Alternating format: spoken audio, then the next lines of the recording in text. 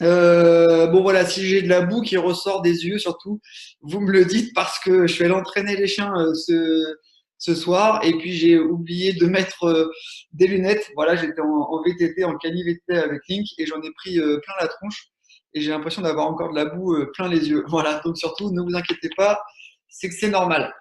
Bon voilà, encore une fois, un petit peu de tolérance de votre part et d'indulgence. Nouvel outil, encore une fois, hein, c'est pas un exercice facile mais je vais essayer de vous passer encore une fois le plus d'informations possible sur l'entraînement. Alors j'ai préparé un petit PowerPoint, donc un outil qui va un peu conduire le fil, voilà, qui va être le fil conducteur de cette heure.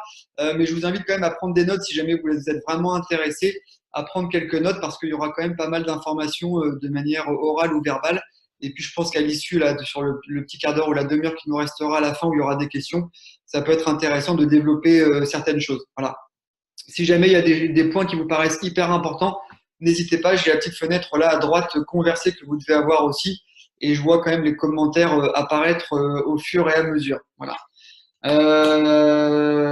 Je pense que c'est tout bon pour moi. On va pouvoir attaquer. Je vais juste démarrer le partage d'écran et vous allez me dire si vous voyez bien le PowerPoint apparaître. J'ose espérer que oui. Là, je ne me vois plus du tout. Est-ce que j'ai la fenêtre de conversation quelque part? Euh, Tac, tac, tac.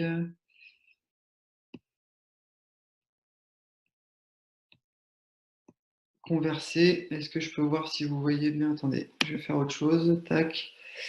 Euh, Ouais, c'est bon, ça marche. Ok, donc là, je l'ai retiré volontairement, vous inquiétez pas. Je le remets et on attaque. Super. Impeccable. Bon, bah voilà, donc l'entraînement de l'humain, évidemment, ce que je vais aborder, ça va être l'entraînement de l'humain en lien avec le canicross et le cani VTT. Bien évidemment, on sait très bien que s'entraîner pour faire de la course à pied ou pour faire du VTT, ce n'est pas du tout la même chose que de s'entraîner pour faire du canicross ou du cani VTT et qu'il y a évidemment des fondamentaux et des paramètres qu'il faut prendre en compte. L'objectif, c'est de vraiment vous éclairer sur l'importance de l'entraînement de l'humain. Pourquoi Pour la simple et bonne raison que vous avez beau avoir le chien le plus volontaire du monde, vous avez beau avoir le chien qui a envie de vous donner le plus d'énergie possible, si vous, de votre côté, vous n'êtes pas capable d'intégrer cette énergie-là dans votre effort, ça sera très compliqué de pouvoir vous exprimer, de trouver cette fusion dans l'effort. D'accord? Donc, ayez bien conscience d'une chose, c'est que ce que vous pouvez mettre en place à l'entraînement, ça va vraiment aider votre chien à mieux s'exprimer. Je sais qu'une grande partie enfin des canicrosseurs, je ne sais pas si une grande partie d'entre vous là qui m'écoutez ce soir, mais je sais qu'une grande partie des canicrosseurs et des canivététistes sont venus, on va dire à peu près 50 à 60%, c'est un petit peu ce que je regroupe sur les stages, sont venus à faire de la course à pied ou du VTT pour leur chien. Ça veut dire que avant d'avoir leur chien, ce n'étaient pas des personnes qui étaient expertes de la course à pied ou du VTT, mais qui se sont mis à vraiment faire du sport pour eux. Donc c'est vrai que dans ce sens-là, c'est parfois un peu plus compliqué de se mettre à faire des efforts solitaires. Voilà. Néanmoins, c'est quand même quelque chose qui peut être utile et c'est des entraînements que l'on peut faire avec notre chien en libre. Si les chiens que vous avez peuvent faire du libre, on peut tout à fait mixer l'entraînement de l'humain avec notre chien en libre à côté de nous pour que ce soit un peu plus ludique et que ça nous serve un peu de moteur. D'accord donc là, j'ai plus la fenêtre de conversation qui apparaît. Vous posez vos questions si vous en avez, et puis je remonterai le fil tout à l'heure et je vous poserai les questions au fur et à mesure sans aucun souci. Voilà. Si jamais il y a une galère pour ceux qui me connaissent et qui ont Facebook ou qui ont mon numéro de téléphone et que vous ne me voyez plus, que vous m'entendez plus, vous m'envoyez un SMS que je ne me retrouve pas tout seul à parler devant l'ordi. Voilà, donc en gros, voilà, juste pour vous éclairer sur quelque chose, à quoi sert un entraînement structuré, à quoi ça sert de s'entraîner, à quoi ça sert de bien penser son entraînement. La première chose que j'ai envie de vous dire, c'est que on a tous un travail, on a tous des choses à faire en dehors du canicross ou de l'entraînement, et que quitte à aller s'entraîner une fois, deux fois ou trois fois la semaine, autant que ce soit ciblé et que ça serve à quelque chose. Si vous allez faire un footing une fois, deux fois ou trois fois la semaine, c'est bien, mais dites-vous que vous pourriez agencer vos séances d'une manière différente, de manière à justement pouvoir progresser. Les questions auxquelles je vais répondre, c'est quelle qualité on doit développer quand on fait du canicross. Voilà. Quelle filière énergétique on doit travailler, quelle filière on doit le plus être à même de mener à bien pour pouvoir s'exprimer derrière notre chien. Donc, on va répondre un petit peu à tout ça. Et donc, évidemment, à quoi sert un entraînement structuré?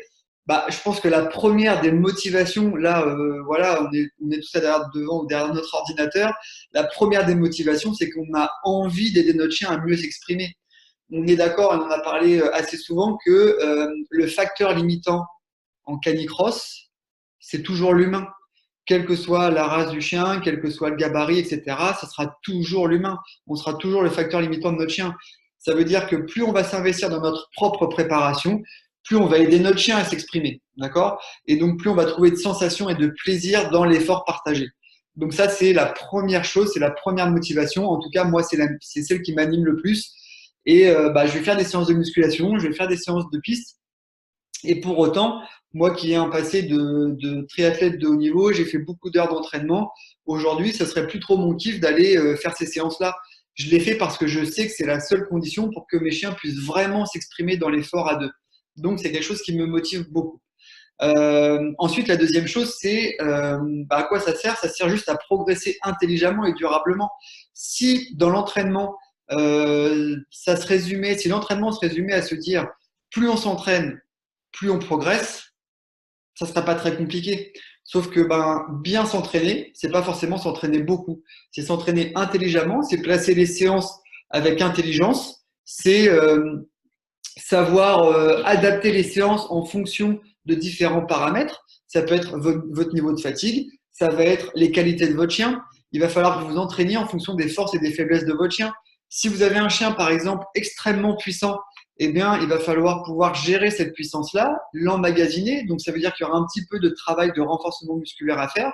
Et si vous avez un chien qui est un peu plus léger, mais qui a également une forte motivation, une traction peut-être un peu moins explosive, alors il faudra travailler davantage vos qualités de vitesse pour pouvoir justement vous déplacer un peu plus vite et que votre chien puisse vous donner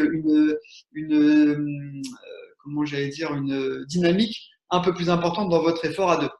Donc ça, c'est voilà, quelque chose qui est assez intéressant. Évidemment, il faut individualiser au maximum sa préparation parce que ce qui est valable pour moi ne va pas l'être pour Audrey voilà, que j'ai vu tout à l'heure se connecter, ou que Caro, ou que Laura. Voilà. Donc c'est vraiment de pouvoir individualiser au maximum en fonction des forces et des faiblesses de votre chien et en fonction de votre passé sportif.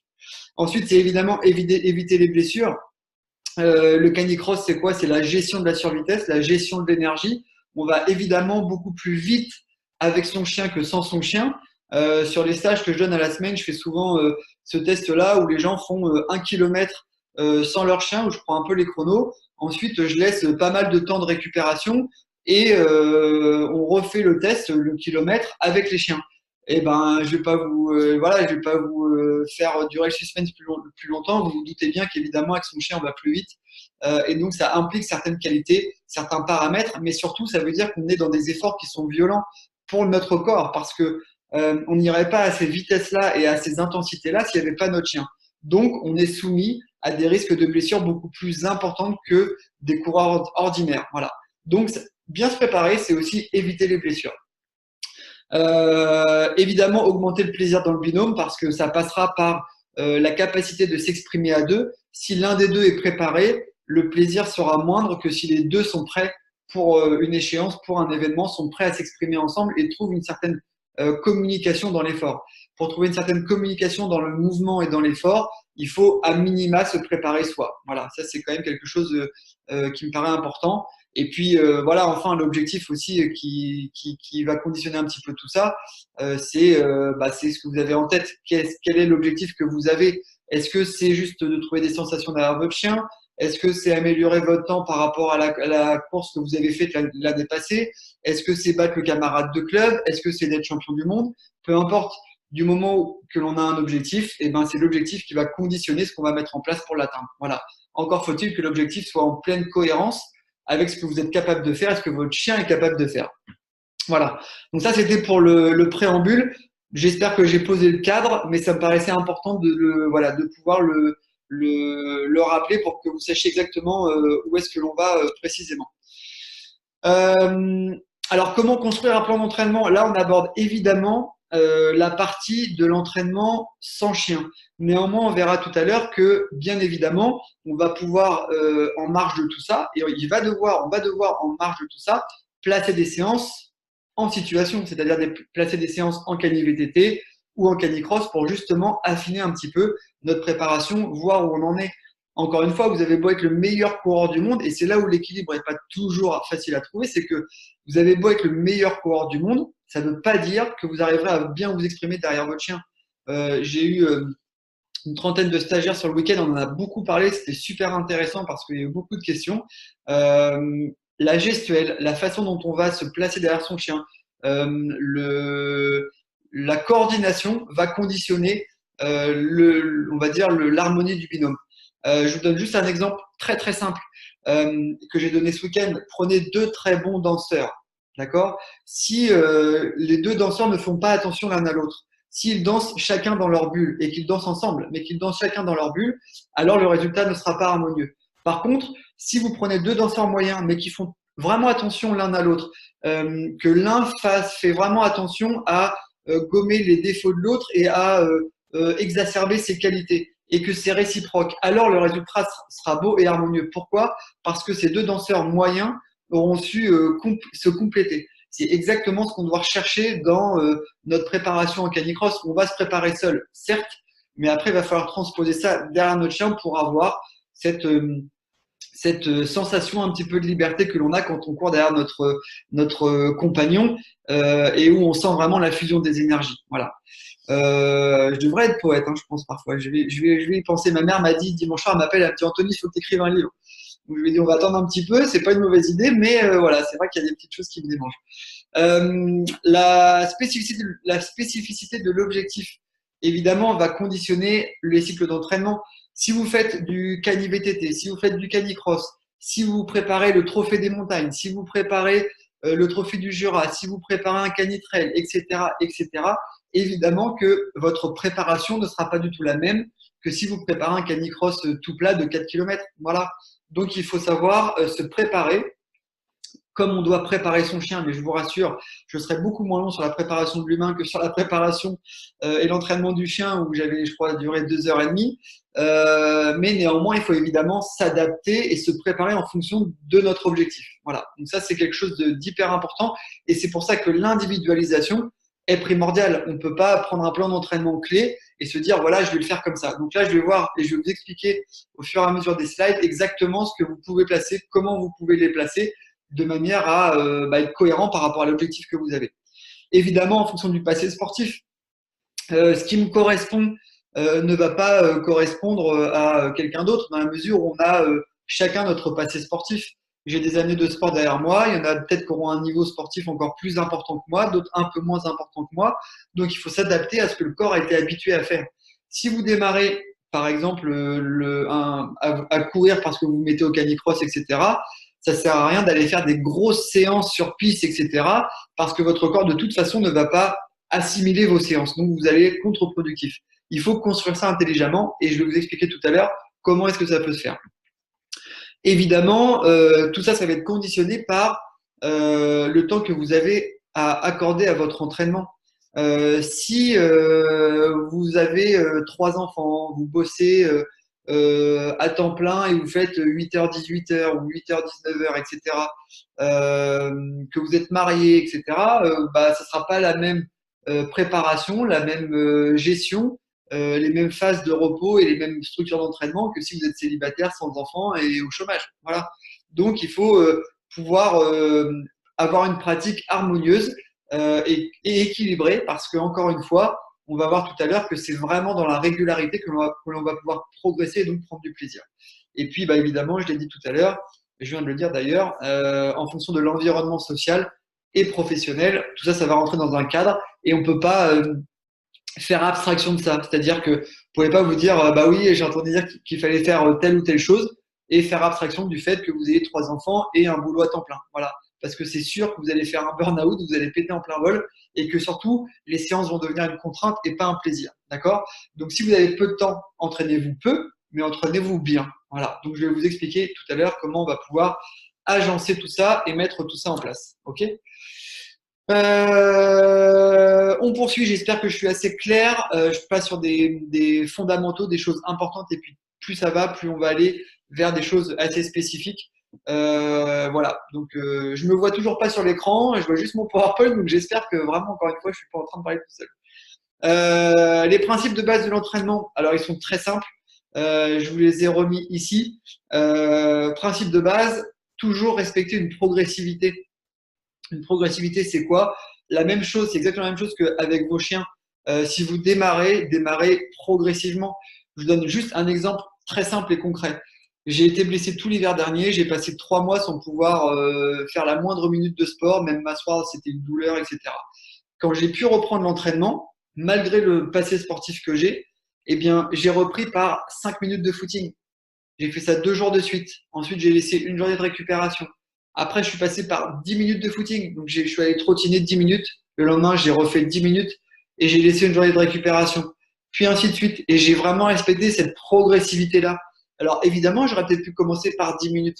Mais est-ce que je ne me serais pas blessé? Est-ce que j'aurais assimilé aussi bien les grosses séances que j'ai faites après? Est-ce que j'aurais eu le pic de forme suffisamment longtemps par rapport aux objectifs que je m'étais fixés? Eh ben, je pense pas. Parfois, on fait des séances et on se dit, bah là, j'ai pas fait grand chose, etc. Et bah ouais, mais parfois, même si on a l'impression de pas faire grand chose, et ben on l'a quand même fait. Et le corps est là, et le corps a une mémoire, donc il va mémoriser ce que vous faites. Et donc la fois d'après, ça sera une pierre de posée un peu plus importante, un peu plus intéressante pour pouvoir passer à l'étape qui suit. Voilà, la progressivité, c'est ça, c'est d'être logique, de pas avoir les yeux plus gros que le ventre, d'avoir quelqu'un qui puisse vous dire, alors, je vous dis pas de prendre un entraîneur ou quelqu'un qui vous suit, mais parfois votre entourage, votre femme, votre mari, vos enfants, voilà, qui vous disent, bah, je sais pas, hier, maman, tu as couru 30 minutes, puis là, tu as fait 1 heure et demie, je comprends pas. Voilà, c'est ça. La progressivité, c'est d'être logique en dépit de l'appétit ou de l'envie réelle que l'on a de s'entraîner. Moi, j'entraîne pas mal d'athlètes et que je suis avec grand plaisir. Et un de mes rôles, c'est de parfois freiner ces envies parce que bah, les gens arrivent avec une motivation au taquet et me disent ouais, je veux courir 5, 6 fois la semaine, etc. Et moi, dans le questionnaire que je fais remplir au départ, c'est voilà, quel était votre rythme sportif ces dernières années? Si la personne était habituée à courir 2 ou 3 fois la semaine, c'est hors de question que je lui donne 6 séances la semaine. C'est impossible. Alors oui, je peux leur envoyer 6 séances, mais croyez-moi, sur le long terme, ça sera contre-productif. Donc de la progressivité, ok? Une planification ne doit jamais être figée.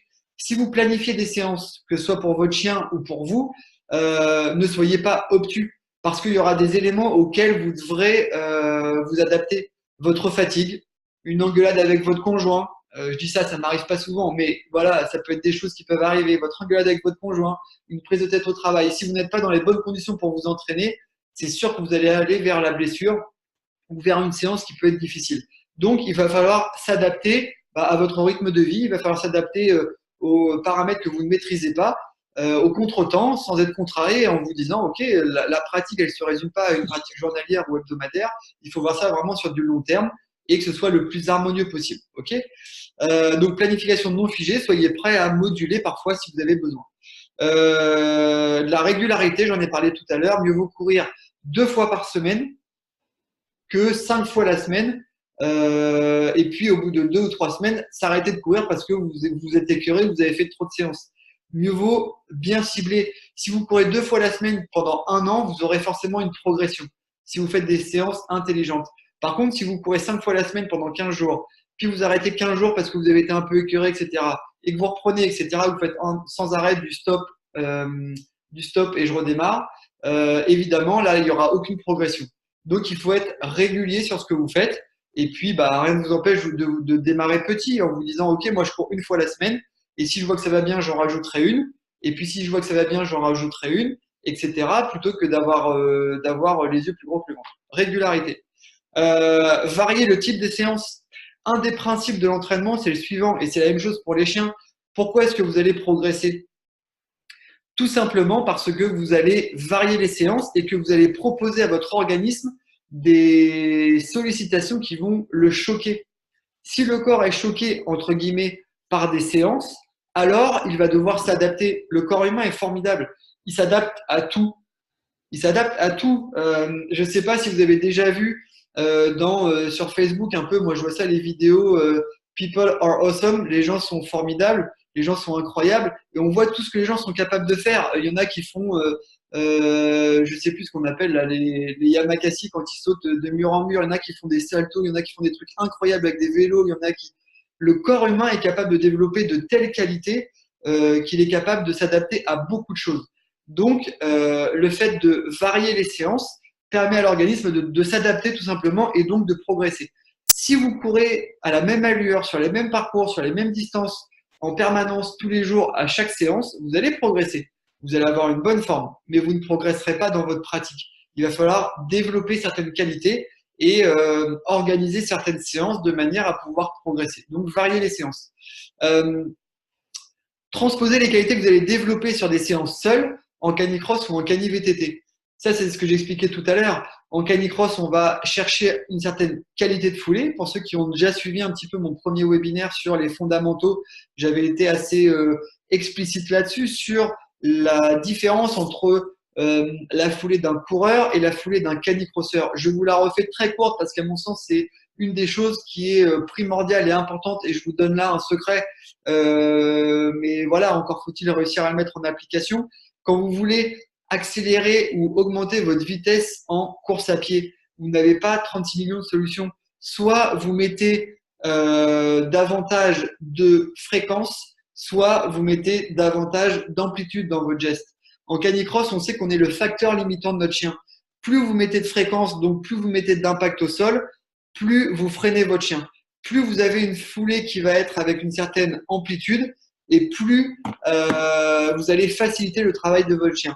Donc, encore une fois, sur les séances individuelles, ce qu'il faut réussir à vraiment mettre en application, c'est ce travail technique-là de dire, OK, je me rappelle qu'Anthony m'a dit, quand je suis derrière mon chien, il faut vraiment que j'essaie d'avoir une amplitude de foulée beaucoup plus importante que si je n'y pensais pas. Donc, quand vous travaillez seul sur vos séances, essayez à l'échauffement, sur certaines séances où on va faire un peu de vitesse, etc., de vous dire, OK, je vais essayer d'aller chercher mon point d'appui un peu plus loin pour avoir cette amplitude gestuelle-là qui va m'aider à retrouver cette fluidité derrière mon chien. Donc, pensez vraiment à ça. Croyez-moi, c'est ça qui va vous aider réellement à optimiser ce que votre chien peut vous apporter. Donc, travailler des qualités seul à l'entraînement, c'est très bien. Vous êtes un bon coureur, vous allez vite, etc. Super. Par contre, va falloir le transposer derrière votre chien pour que ce soit fluide et harmonieux et que ces qualités que vous avez développées seul puissent servir à votre chien. Je vous donne juste un exemple très simple. En 2013, quand j'ai fait mes premiers championnats du monde que j'avais remportés,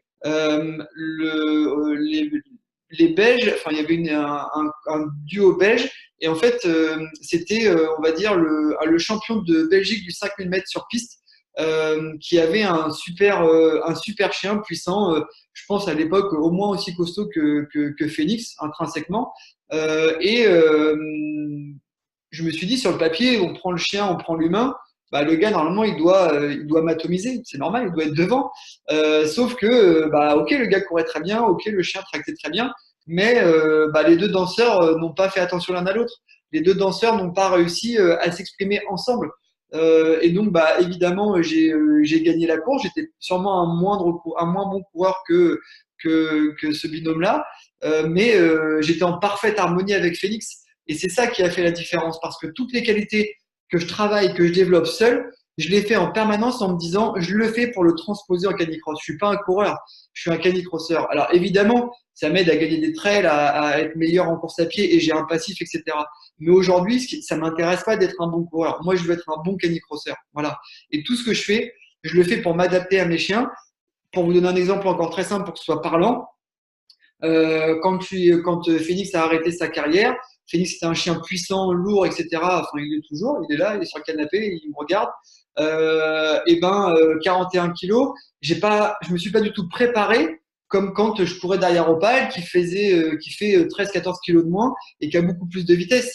J'ai fait moins de musculation quand j'ai dû courir derrière Opal, j'ai beaucoup plus travaillé ma vitesse pour qu'on puisse s'exprimer ensemble. J'adapte mes séances et j'adapte ma préparation en fonction de mon chien. Voilà. Le but, c'est que mon chien s'exprime le mieux possible. C'est vraiment ce qui doit animer, qui doit être le fil conducteur de votre préparation.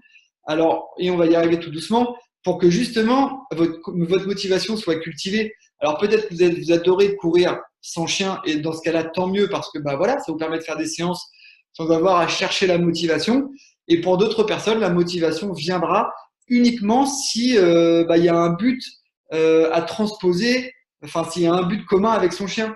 Et donc cultiver sa motivation, c'est se fixer un objectif et puis, essayer tout doucement de mesurer la progression, parce qu'évidemment, si on régresse, si on s'entraîne beaucoup et qu'on régresse, on va pas être motivé. Donc, c'est de mesurer sa progression. Et puis, évidemment, au travers des séances que vous allez mettre en place en canicross, etc., voir la progression que vous avez, le plaisir que vous avez et voir votre chien s'exprimer de mieux en mieux. Voilà. Donc, ça, c'est important. Et avant d'arriver sur la projection mentale, juste une dernière chose sur la motivation et sur les séances à faire. Une des séances que vous pouvez faire, que vous pouvez mettre en place parfois, et ça je l'ai expliqué ce week-end, c'est de vous dire, ok, moi je vais aller courir avec mon chien en canicross, mais l'objectif de la séance, ça va pas être d'aller vite, ça va pas être de faire du long, ça va être sur, je sais pas moi, vous échauffez et vous dites, bah je pars pour faire je sais pas, 4 fois 500 mètres, donc ça fait 2 kilomètres en tout, mais sur les 4 fois 500 mètres, où je vais laisser vraiment un temps de récupération à mon chien et à moi, on n'est pas dans du travail de développement physiologique, sur les 4 fois 500 mètres, je vais essayer d'être le danseur moyen qui va faire attention à son binôme, à son partenaire avec qui il court ou avec qui il danse, d'accord? Donc ça veut dire que, eh bien, ce à quoi vous devez faire attention, c'est comment placer ma foulée pour être dans la même dynamique que mon chien. Ce week-end, on a pris des photos et des vidéos des stagiaires qui étaient là. Et les vidéos étaient parlantes parce qu'on voyait bien que pour les binômes qui fonctionnaient bien, les binômes prenaient le point d'appui, prenaient leur impact au sol en même temps. C'est-à-dire que le chien, quand il mettait son impulsion avec ses pattes arrière, le maître mettait une impulsion avec sa jambe arrière. Voilà, c'est pour vous donner un petit peu l'image. J'aurais dû mettre une photo justement pour que ce soit parlant, mais peut-être que je le ferai la prochaine fois. Je vais le noter. Mais voilà, soyez dans la même dynamique. Si au moment, je vous donne juste un exemple, si au moment où votre chien prend son impulsion, vous arrivez avec votre talon et que vous le posez au sol, eh ben, il faut pas être Einstein pour comprendre que biomécaniquement, au moment où votre chien va mettre une force vers l'avant, vous allez lui mettre un frein. Par contre, si au moment où votre chien prend son impulsion, vous êtes en phase de renvoi d'énergie au sol, alors le travail va être beaucoup plus fluide et là, ce sera productif. D'accord? Donc, parfois, quand vous faites ces séances de 500 mètres là, alors je dis 500 mètres, ça peut être 300 mètres, 400 mètres en fonction de votre niveau. Quand vous faites ces séances techniques-là, soyez concentrés, sans mettre d'intensité, uniquement sur votre foulée. Regardez comment vous pouvez arriver à être bien synchro derrière votre chien pour lui faciliter son travail. Voilà. Évitez de poser le talon. Essayez d'avoir un renvoi d'énergie rapide au sol pour être le moins limitant possible à votre chien durant son effort. Donc voilà, ça c'est vraiment de la séance technique. Et juste pour étayer un petit peu mes dires, pour ceux qui connaissent pas l'histoire, j'ai récupéré Link, avec qui j'ai fait une très bonne saison. Je l'ai récupéré au mois de mai dernier. Aucune expérience dans le canicross, etc. Il a fallu tout apprendre et tout réapprendre parce que moi, je sortais de blessure. Et ben, j'ai fait ce genre de séance. Je cherchais pas la vitesse, je cherchais pas la puissance avec lui. Je cherchais à comprendre comment il courait. Et la première fois où, une fois que je lui ai appris la traction, etc., et où je me suis dit, je vais faire ce travail technique-là, je me rappelle, je suis rentré chez moi et j'ai dit, j'ai l'impression que je suis un débutant en canicross et que je me suis pas trouvé avec Link à tel point que voilà, j'avais aucune bonne sensation, j'avais l'impression de le subir, de pas l'aider et de pas m'exprimer. Et donc il a fallu du temps pour que je comprenne comment il courait et pour pouvoir modifier ma foulée en fonction de lui.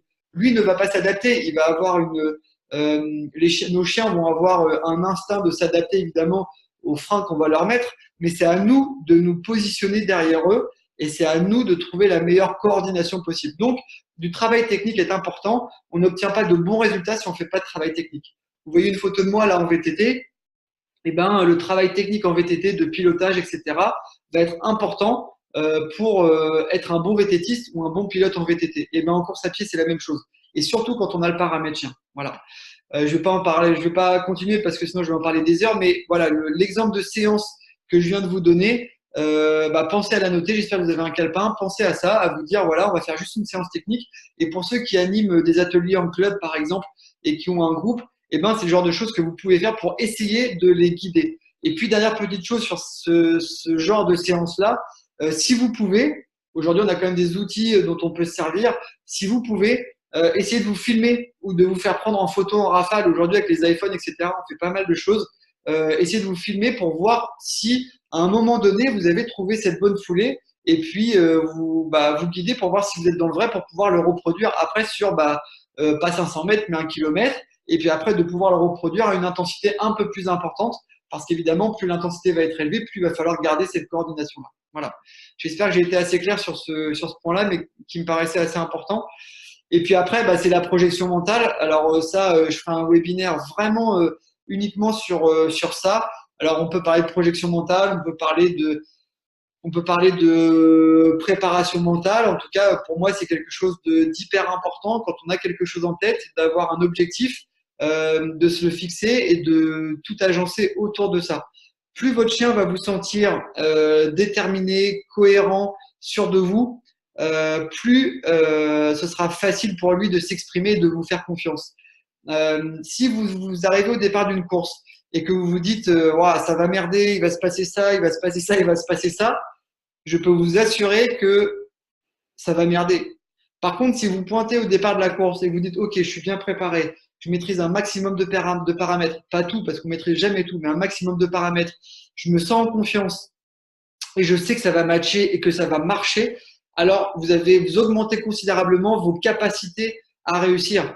Moi, une des choses que je fais très régulièrement, la veille des courses, la veille des entraînements, etc., et même peut-être parce que je suis excessif ou que je suis perfectionniste, mais moi, le soir, avant de m'endormir, je repense parfois à ma journée, je repense parfois aux entraînements, et je me dis voilà ce que j'aurais pu améliorer, et je me vois en train de le faire. Quand je vous ai raconté l'histoire du premier entraînement technique que j'ai fait avec Link, et moi, je me suis couché le soir, je me revoyais dans cette situation-là où j'arrivais pas à trouver ma foulée, où j'arrivais pas à le comprendre dans l'effort, et je me voyais tout doucement trouver la bonne coordination derrière lui pour ressentir cette fluidité-là. Et une fois que dans ma tête, je me sentais mentalement en train de le faire et de trouver cette bonne coordination-là, et pendant 5 minutes, je m'imaginais courir et de trouver ce plaisir et cette fluidité. Et évidemment, quand après on arrive et qu'on refait ces mêmes gestes de mettre le harnais, d'attacher la longe, etc., et qu'on repart à l'entraînement technique derrière son chien, c'est beaucoup plus facile parce qu'on s'est projeté mentalement et que ça paraît facile. Juste pour vous donner un dernier exemple là-dessus qui paraît parlant. Alors c'est pas, prenez pas ça pour de l'arrogance, mais je vous explique juste comment ça s'est passé. Et je vous le dis tel quel en toute franchise et honnêteté. Quand en 2015 au Canada, je gagne mon deuxième titre de champion du monde avec Phoenix, j'ai pas été plus content que ça quand je passe la ligne d'arrivée. Et en fait, je l'ai compris après parce que tout le temps de ma préparation, les 5-6 mois où je me suis préparé pour cette échéance-là, tous les soirs, je me couchais, je visualisais la course parce que je connaissais le parcours, etc. Et je me voyais gagner. Donc ça veut dire que le jour où je l'ai fait, ça n'était ni plus ni moins que ce à quoi je pensais depuis 6 mois. Donc il y avait rien d'exceptionnel. Vous voyez ce que je veux dire? Ça doit être comme ça dans tout ce que l'on entreprend dans la vie, que ce soit du canicross, que ce soit professionnel, que ce soit en amitié, etc.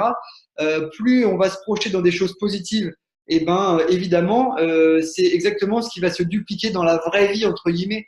Donc la projection mentale, le fait de penser positif, le fait de penser là où on veut aller, c'est comme ça qu'on réussit. Voilà. Et surtout, ça, c'est ce qui va aider et guider votre chien dans la confiance que vous allez avoir. Parce que si vous êtes quelqu'un qui doute de vous, alors votre chien va douter de vous. Si vous êtes quelqu'un de nerveux, alors votre chien sera nerveux.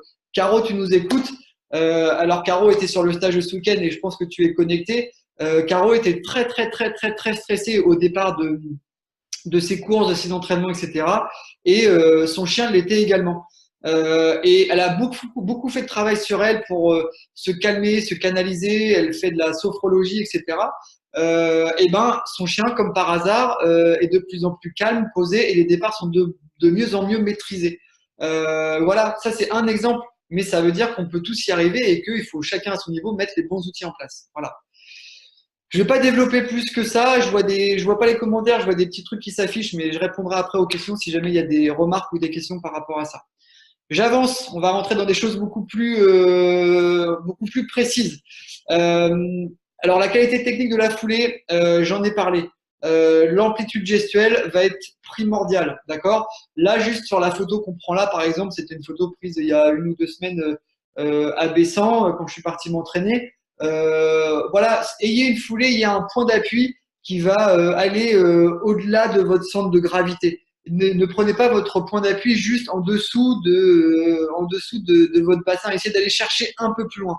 Vraiment, faites cet effort-là. Un type d'exercice que vous pouvez faire pour travailler ça. On sait très bien que en canicross et en cani-VTT, mais davantage en canicross, qu'est-ce qui va conditionner ce qu'on va mettre en place? C'est la survitesse.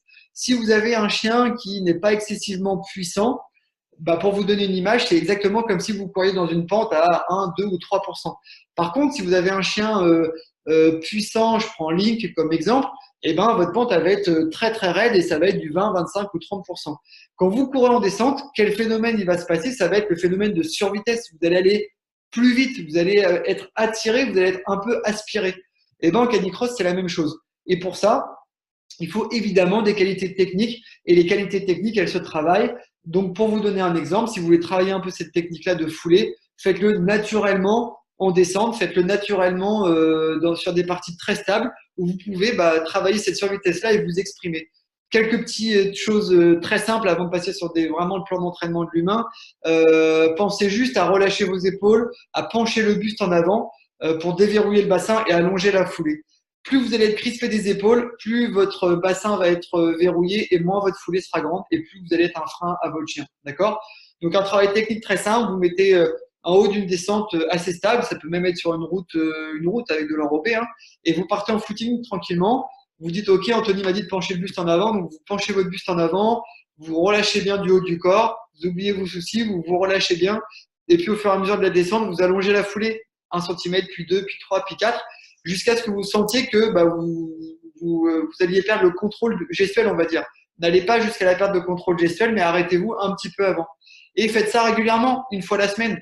Et vous verrez que quand vous vous retrouverez derrière votre chien et qu'il va vous emmener à une certaine vitesse, à une certaine traction, ça sera beaucoup plus facile, beaucoup plus naturel et beaucoup plus fluide. D'accord? Au même titre qu'en VTT, quand on a des chiens qui sont assez puissants, etc., eh bien, la qualité de pilotage va être hyper importante. Ne pas être sur les freins en permanence, savoir piloter, savoir comment mettre le poids sur le VTT en fonction des virages, des montées, des descentes, ça va conditionner la réaction de votre chien. Si vous êtes un mauvais pilote, entre guillemets, et que vous avez peur, vous appréhendez la vitesse et que vous freinez en permanence, eh ben, il faut pas être Einstein pour comprendre que ça va compliquer le travail de votre chien. Plus vous allez être un bon pilote et plus vous allez faciliter le travail de votre chien. D'accord? Qualité d'observation. Alors oui, évidemment, j'en parlais tout à l'heure, un peu sur le travail technique dont je parlais. Eh bien, ça va être exactement ça, de savoir comment s'exprimer derrière son chien en fonction de son comportement, de sa foulée. Pour vous donner un dernier exemple, en ski de jogging, par exemple, je découvre un peu l'activité. Il y a des paramètres que j'ai appris parce que je suis pas un bon skieur, certes, mais par contre, je connais très bien mes chiens. Je me rappelle au dernier championnat de France de ski de jogging l'an dernier, c'était ma première compétition, je finis troisième et je fais le meilleur temps sur la deuxième manche. Et le gars qui gagne, qui est un très très bon skieur, à qui on a prêté un Alaskan qui va bien, vient me voir à la fin puis il me dit mais comment t'as fait pour faire faire le meilleur temps sur la deuxième manche, etc. Parce que voilà, c'est vrai que lui c'était un très très bon skieur. Et je lui dis ok, dans ski de jogging il y a ski certes, mais il y a surtout de jogging, c'est-à-dire qu'il y a le paramètre chien. Et moi je connaissais très bien Opal et je savais très bien comment faire pour ne pas la gêner. Pour vous donner un exemple, je voyais bien qu'à des moments, j'étais vraiment pas efficace et j'arrivais pas à trouver une bonne coordination derrière elle. Et ben, je préférais largement ne pas mettre de coups de ski, mais juste pousser avec les bâtons pour ne pas la gêner avec mes mouvements de ski qui étaient plus parasites pour elle et la laisser s'exprimer. Et sur des parties où je me sentais plus à l'aise, de l'aider en refaisant des mouvements de ski. Voilà, je suis pas resté obtus à me dire, ok, en ski, il faut skier absolument, parce que je voyais bien que ça gênait Opal dans sa course. Voilà. Donc, n'oubliez jamais que vous n'êtes jamais un coureur ou un vététiste seul. Vous faites partie d'un binôme et qu'il faut se placer vraiment au-dessus de ça et que vous ne faites qu'un quand vous êtes avec votre chien. Et donc, il faut réussir à adapter sa gestuelle technique derrière son chien. Je regarde l'heure pour pas dépasser sur le timing et que je vous endorme pas jusqu'à 23 heures. Qualité d'explosivité, évidemment, parce que en cani-VTT, pour ceux qui font du cani-VTT, je connais pas trop la proportion là, de ceux qui nous écoutent, mais je vais quand même juste donner quelques petits trucs qui me paraissent importants sur le cani-VTT. ça sert à rien de faire des sorties de 2 heures. Alors oui, vous pouvez en faire. Si vous aimez sortir en enduro, en VTT, etc., faites-le, c'est très bien. Par contre, excusez-moi, par contre, ça va pas réellement vous aider à être bon en quali VTT. Pourquoi? Parce qu'en quali VTT, on est sur quoi? Allez, 5-6 km, on est sur des temps d'effort très courts. Donc, on est sur quelque chose quasiment de sprint. Donc, il faut être davantage explosif, savoir quand aider son chien, quand savoir exactement bien s'exprimer derrière son chien et quand savoir justement parfois être un peu sur les freins pour ne pas brûler son chien. Donc encore une fois, il faut des qualités d'explosivité pour savoir relancer à des moments hyper importants. En sortie de virage, c'est là où le chien va utiliser beaucoup d'énergie parce que vous allez freiner beaucoup à l'entrée du virage. Le chien va prendre le virage et donc au moment où le chien va sortir du virage, vous serez encore en train de freiner. Donc lui, il va travailler, il va cravacher pour relancer un peu la machine et c'est là où il va mettre beaucoup d'énergie. Donc s'il y a un ou deux virages sur la course, c'est pas grave, mais s'il y a des courses où il y a 20 ou 30 virages, et ben ce sera pas la même chanson. Donc il faut être explosif dès que vous êtes sorti du virage, pouvoir au maximum relancer votre chien pour le soulager et pour pouvoir être le plus régulier possible avec lui sur l'effort que vous faites. Voilà.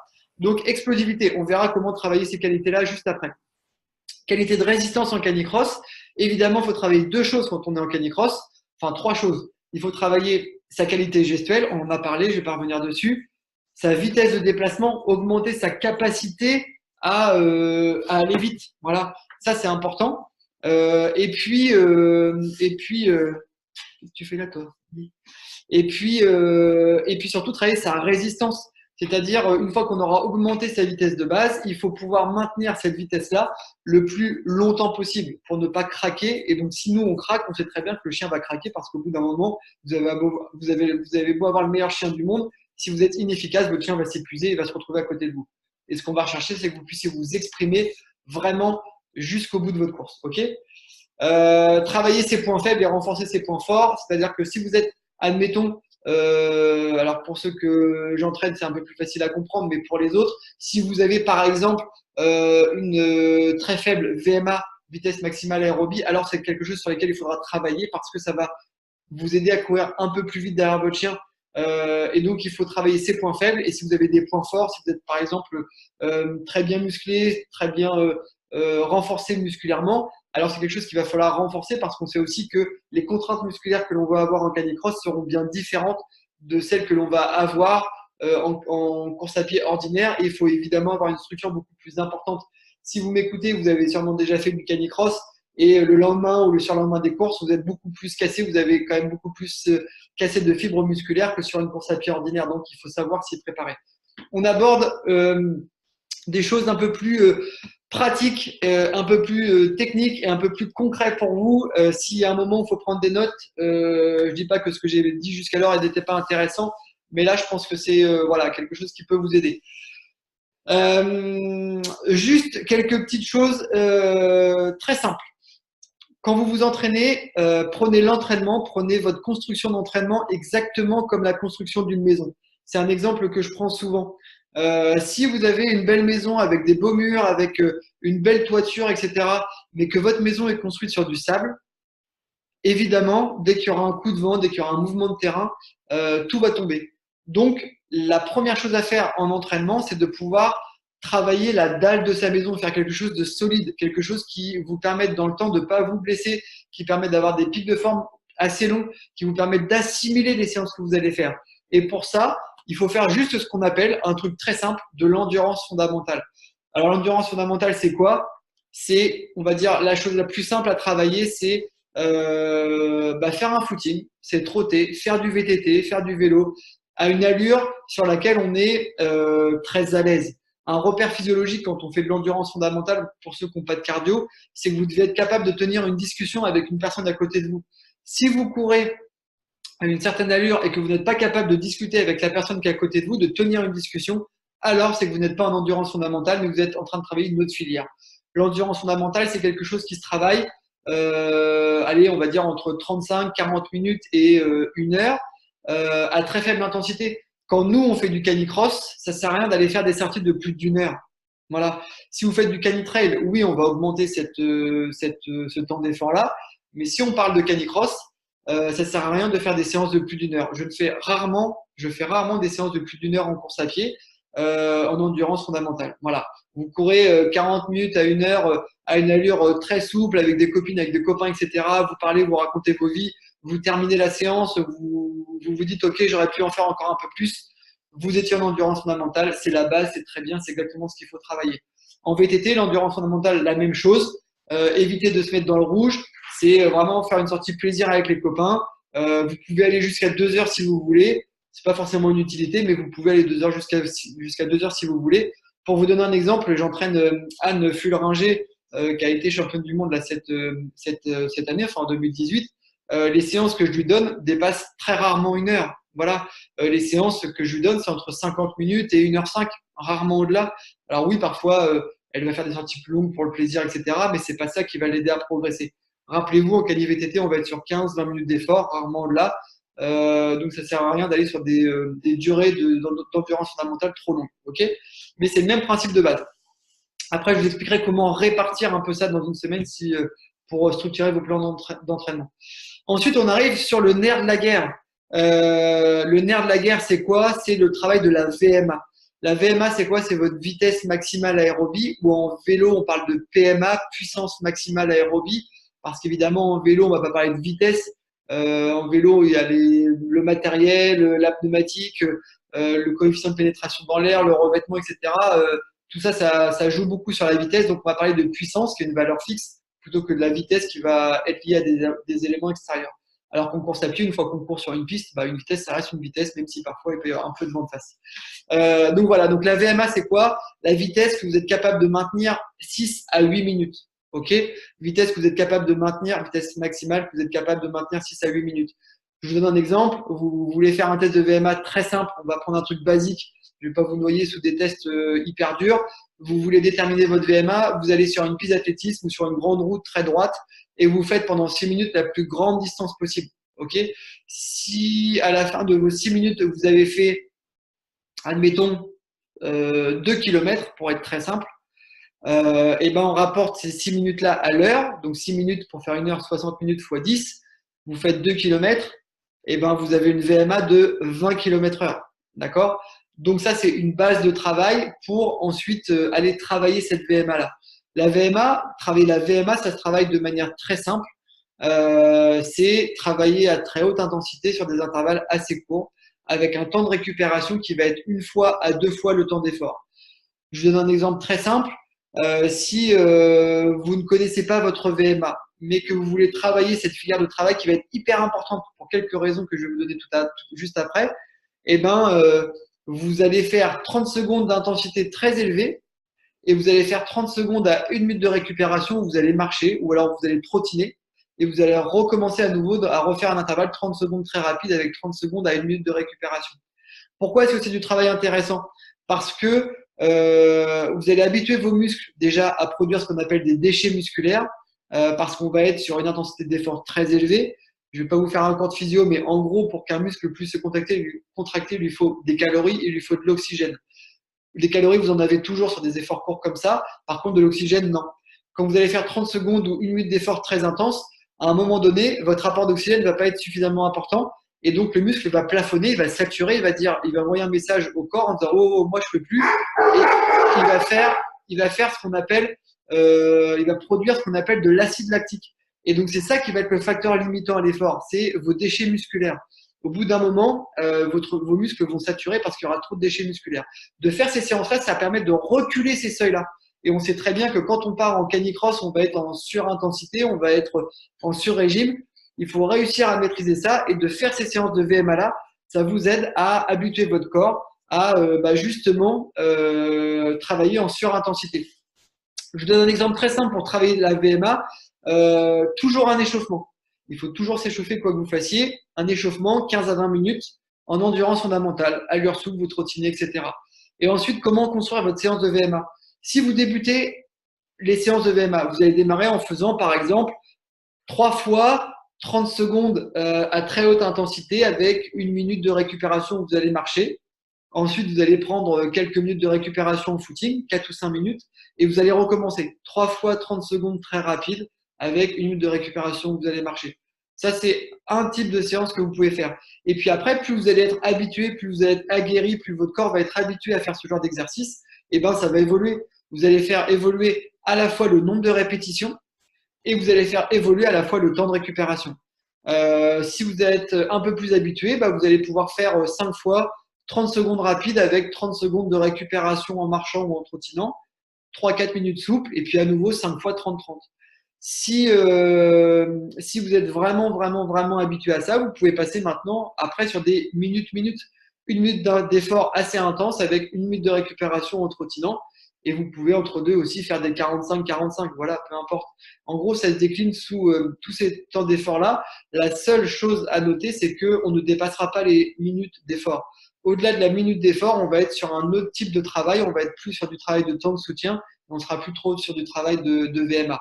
Voilà, je vous dresse un cadre assez large pour que ça soit clair. Mais en gros, pour travailler dans nos disciplines, voilà ce qu'il faut faire. Travailler sur des 30-30, des 45-45, des minutes.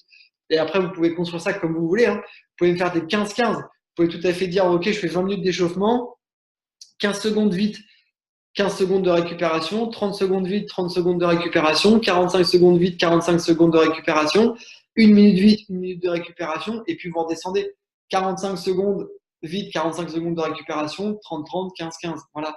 Ça, c'est un exemple de séance sous forme de pyramide. On appelle ça sous forme de pyramide, mais il y a énormément de séances que vous pouvez mettre en place. Donc ça, c'est d'ailleurs, ça me donne une idée de séance pour mes athlètes. C'est pas mal ça. Du coup, voilà, ça permet de faire des séances et un travail différent.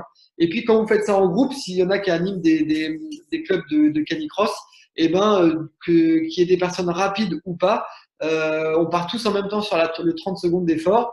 Au bout de 30 secondes, bah, il y en a qui sont devant, il y en a qui sont derrière. Et ben, pendant la récupération, les premiers vont récupérer les derniers et on repart tous ensemble. Donc, c'est des choses qui sont assez ludiques et qu'on peut travailler avec des potes, même si on n'a pas le même niveau. Voilà. Ça, c'est le travail de VMA. Et puis ensuite, le travail aussi qui va être très important au-delà du travail de VMA, c'est le travail de temps de soutien. Le travail de temps de soutien, c'est quoi? C'est maintenir un pourcentage de cette VMA-là sur un temps d'effort beaucoup plus long.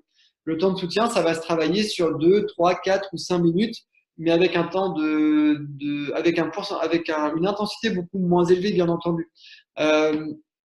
Pour vous donner un exemple, quand j'expliquais tout à l'heure que si vous avez fait 2 km en 6 minutes, vous avez 20 km/h de VMA, on peut travailler pas uniquement à 100% de sa VMA, on peut travailler à 120, 130% de sa VMA.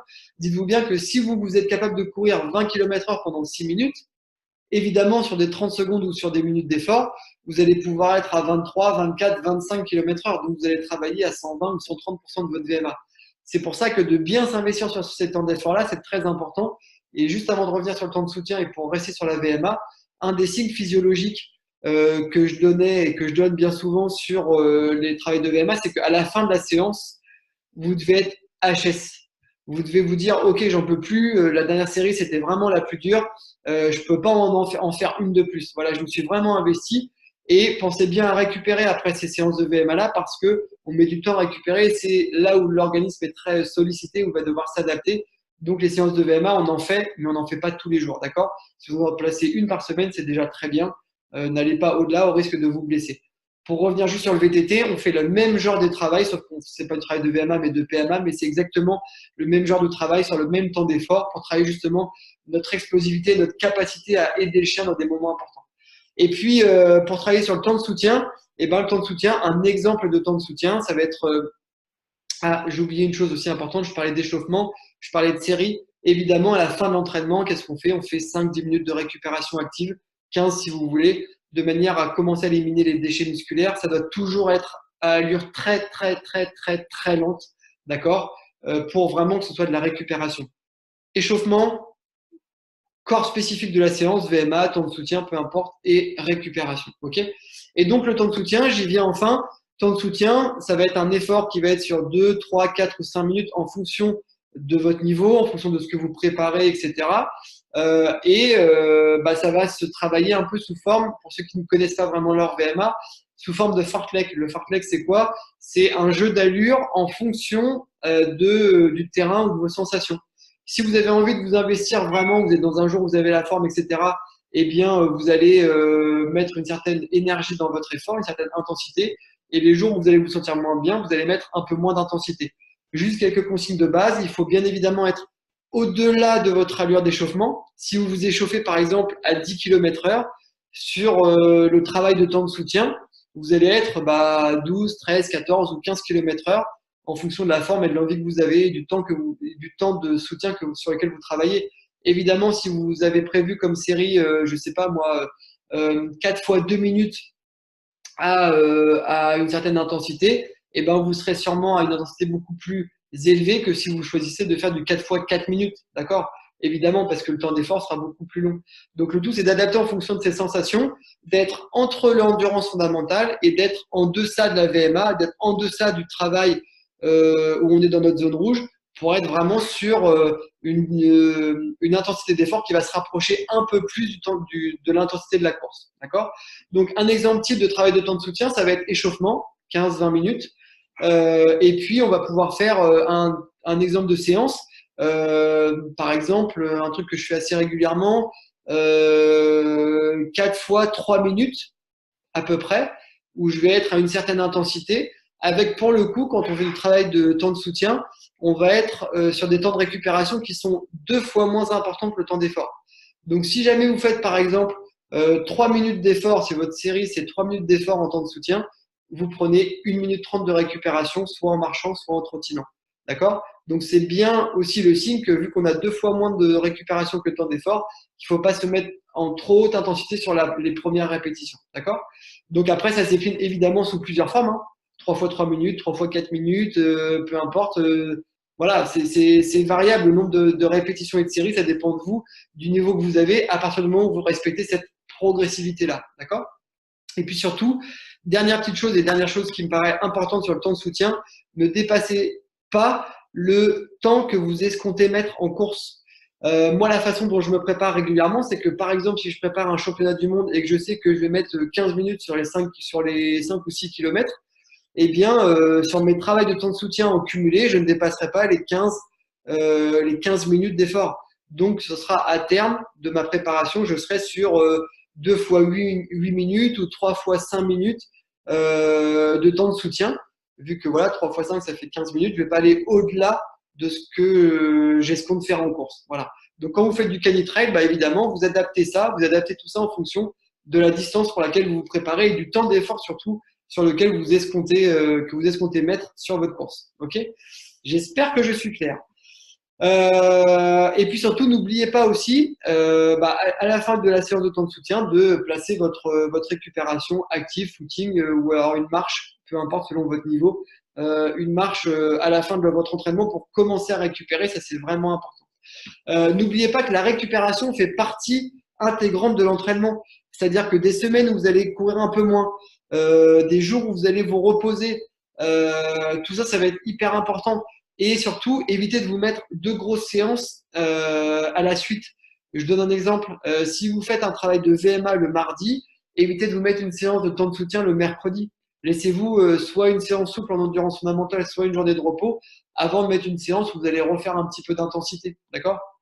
Soyez cohérent de manière à ce que chaque séance soit bien assimilée.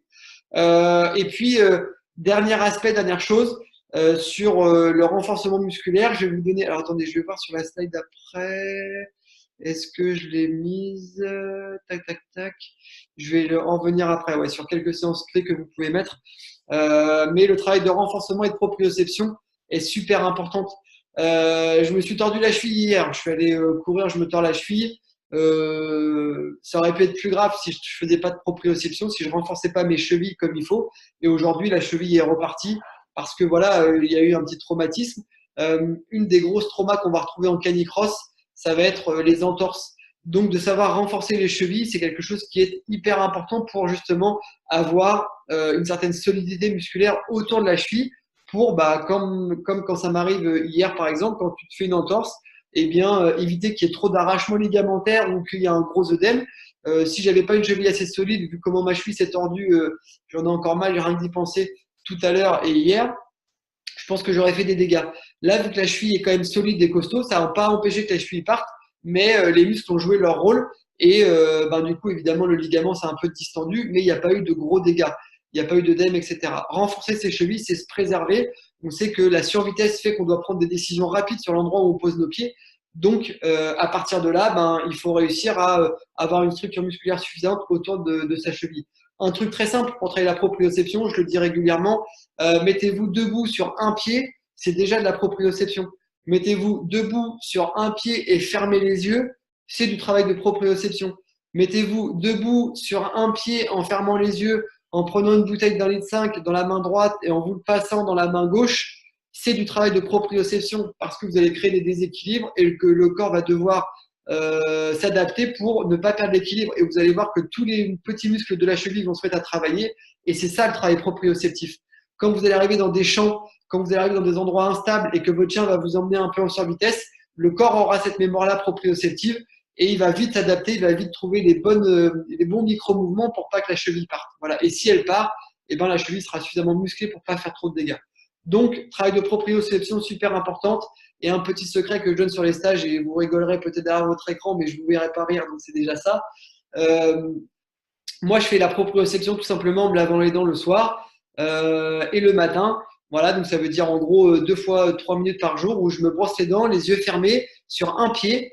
Ça permet de créer des petits déséquilibres et que on puisse travailler la proprioception sur un moment de vie qu'on est obligé de faire. Enfin, j'espère que vous lavez les dents. De ne pas perdre son temps. Moi, je travaille ça entre autres. Je travaille pas ça uniquement comme ça, mais je travaille ça de cette manière-là, de manière à ce que les chevilles soient suffisamment solides. Voilà.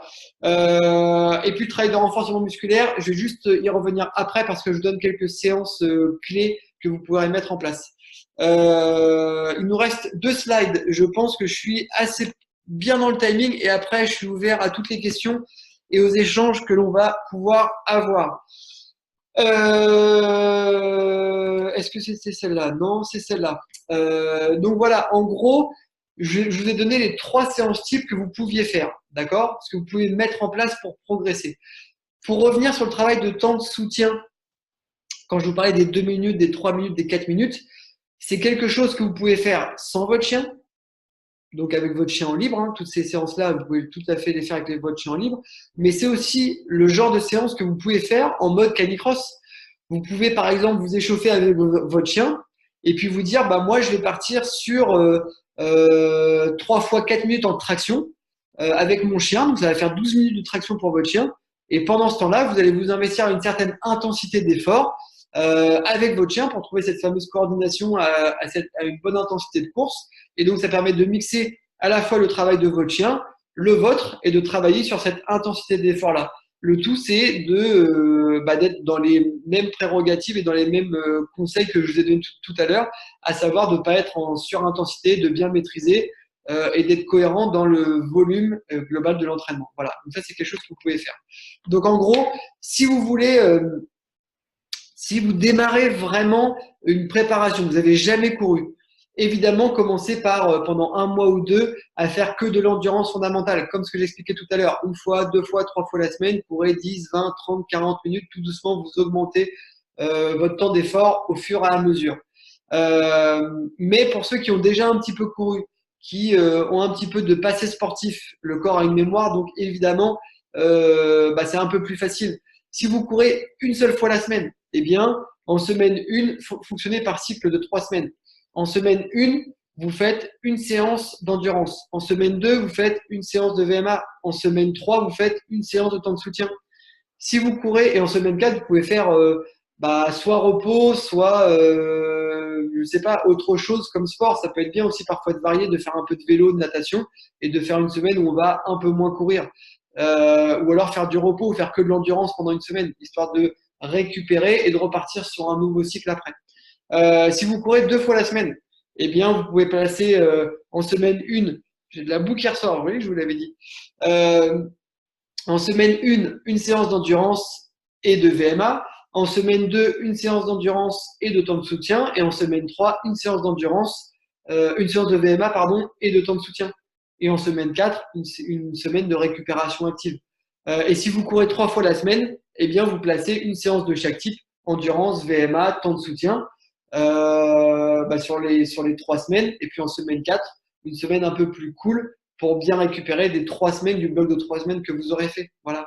Ça, c'est un plan d'entraînement standard, basique, simple, qui vous permet d'être cohérent, de varier les sollicitations, qui va vous obliger à vous adapter et qui va permettre de structurer différemment. Ensuite, je parlais tout à l'heure de renforcement musculaire. Alors, il y a quelque chose de très simple. Je vais vous donner un exemple de séance que j'adore, que je fais régulièrement. Évidemment, on peut travailler bien autre chose que ce que je vous ai donné là sur comme les 3 types de séances. On peut faire du travail de côte, on peut faire du travail de survitesse, on peut faire énormément de choses. Et moi, j'aime faire une séance qui est vraiment très bien parce qu'elle va mixer le travail de renforcement musculaire, le travail technique, le travail de côte et le travail de survitesse. Je vous l'ai dit ou je m'arrête là? Ouais, je vais vous la dire, je vais être sympa. Le travail, la séance que j'adore faire, c'est la suivante.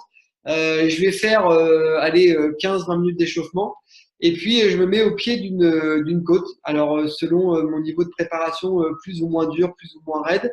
En tout cas, à chaque fois, je prends une côte assez stable parce que vous allez voir qu'on va la redescendre et que donc il faut que les appuis soient fixes et solides et qu'on risque pas de se tordre la cheville.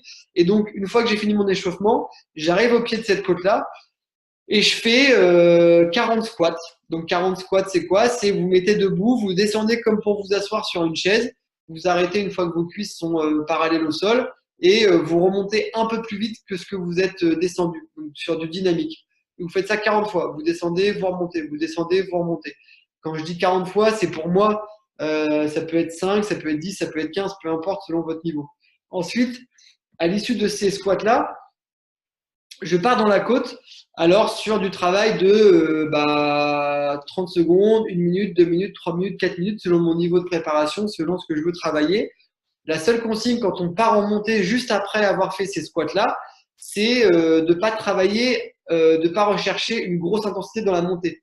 Ce qu'on va rechercher, c'est le travail technique. Je m'explique. Quand vous courez en montée, vous regarderez, vous ferez attention, vous êtes obligé de bien vous positionner.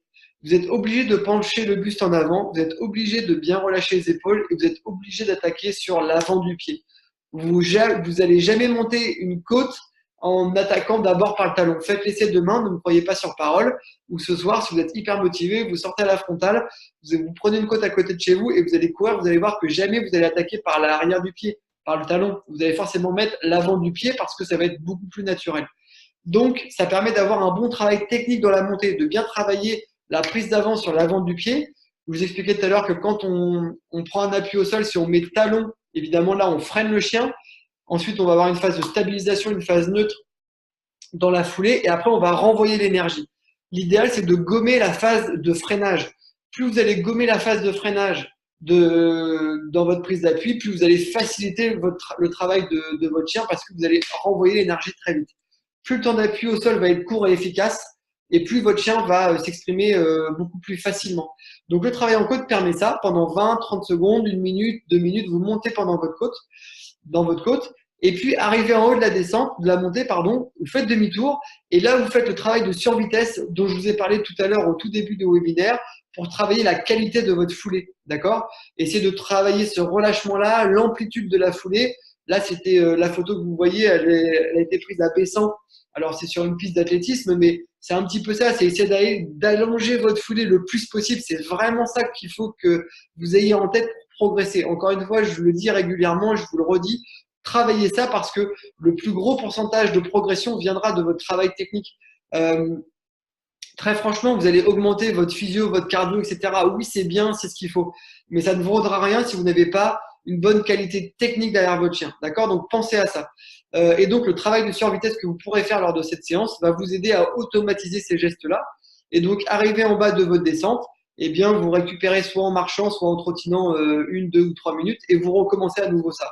Si vous le faites pour la première fois, vous faites 2 ou 3 répétitions.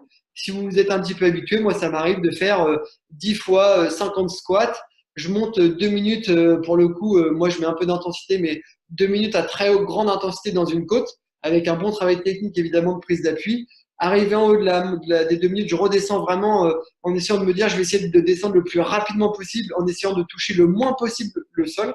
Et puis, arrivé en bas, je récupère un petit peu, souvent en marchant.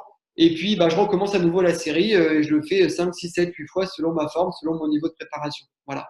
Donc ça, c'est un type de séance que vous pouvez faire qui est assez sympa. Vous pouvez même le faire en club, etc. Et là, on mixe le travail de renforcement musculaire, le travail technique, le travail cardiaque et le travail de survitesse en descente. Voilà.